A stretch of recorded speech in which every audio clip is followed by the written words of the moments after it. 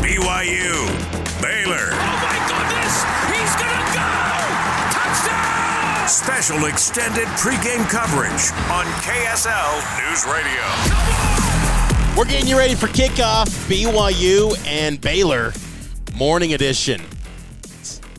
It's a little bit different these early hours, isn't it, Matt? Just getting up, getting after it, getting ready for another BYU football game day. I personally like it. I enjoy the vampire Cougs scene that we experienced last week, and that was one of the greatest atmospheres I've ever seen in LaVell Edwards Stadium. But I can appreciate these morning games, and it's a good spot for BYU, the 22nd ranked team in the country, to try to improve their record to 5-0 and go into the bye week with an undefeated record. If they get this win today, Matt, BYU is going to be riding high and having everything in front of them. These mornings are, this is my everyday, man. If they have another earlier game, Kalani, send some players to my house, and my kids will wake you up at 6, and it'll get you after it quick. There's no easing into the mornings here at the Baiamonte household, so I'm happy to lend a hand to BYU football in the coming weeks if they need an assist. But you're right, Mitch. This is a huge game. This is the type of game to me. I don't want to oversell this, but this is the type of game in a special season where you find a way, you get a win. BYU football's had many of these over the decades of excellence. I'm sure you could point back to several close, tough challenges that these great BYU football teams have overcame over time.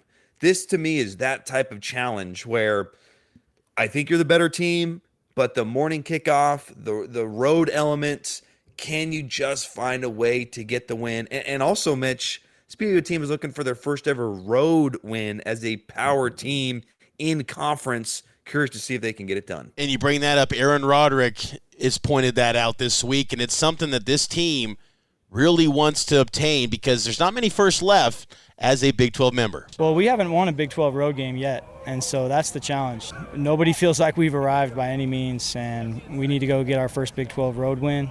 It's just the nature of the world we live in now with social media and the media. When you lose, the sky is falling and everything is lost. And when you win, it's like you've arrived. And neither one is true. You just have to sort of stay level, prepare for every week the same way, and be ready to play on Saturday. I think BYU, if they win this game, and it's not because Baylor's some unbeatable force here. They're 2-2, and they've struggled so far.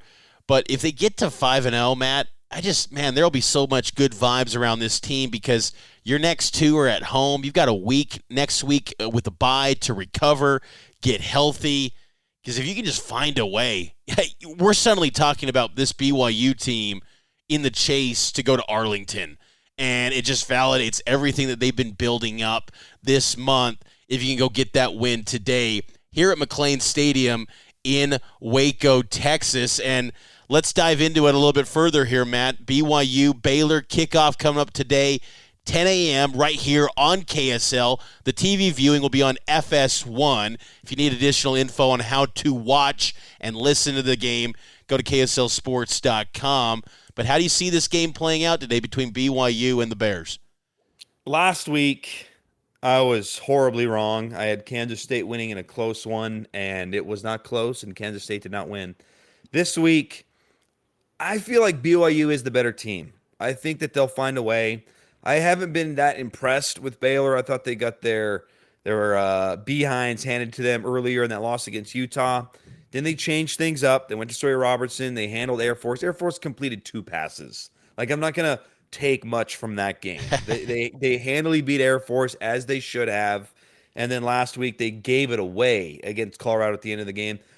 I don't know if Baylor's a good passing team. I think they're certainly capable of running the ball. That is my one concern with the game, is Kansas State last week did run the ball against BYU. Can BYU be better defensively against the ground attack? That's a key storyline to me.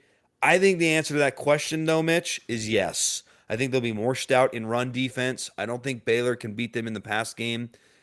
Sawyer Robertson can run it a little bit too, which is a concern, but I like BYU 27-17. They go to 5-0 into the bye week, and vibes are high. I like that a lot. I only get a little bit worried about this Baylor team because of their defensive front. Their linebackers in particular, they generate a lot of havoc. And last week, and I don't want to put an asterisk because of the opponent, but Baylor had 8 sacks a week ago, but it was against Colorado, who, infamously has been pretty bad at protecting Shedeur Sanders.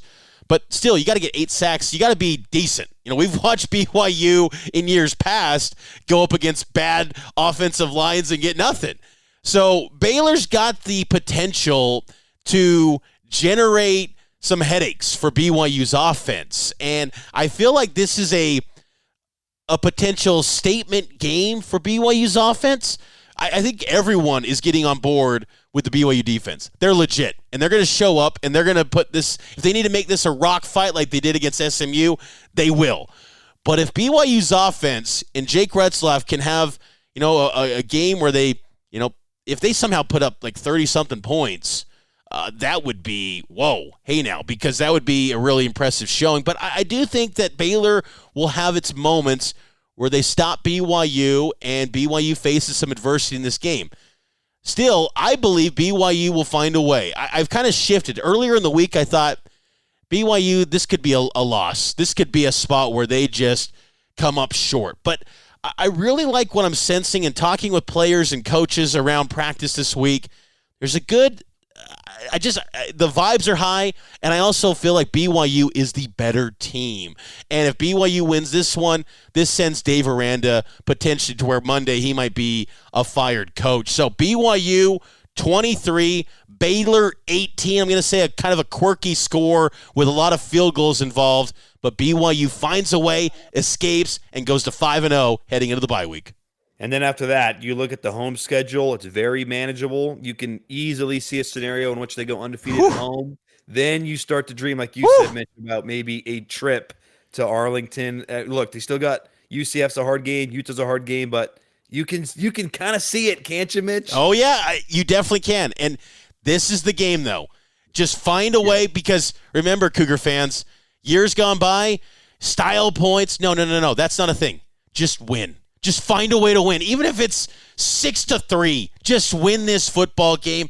Get out, stay healthy, get to the bye week, and let's see BYU football make a run in the Big 12. We got to go, though. This has been BYU versus Baylor extended pregame. We'll toss it over to Greg Wrubell and Hans Olsen for more pregame coverage of the Cougs and the Bears right here on KSL News Radio.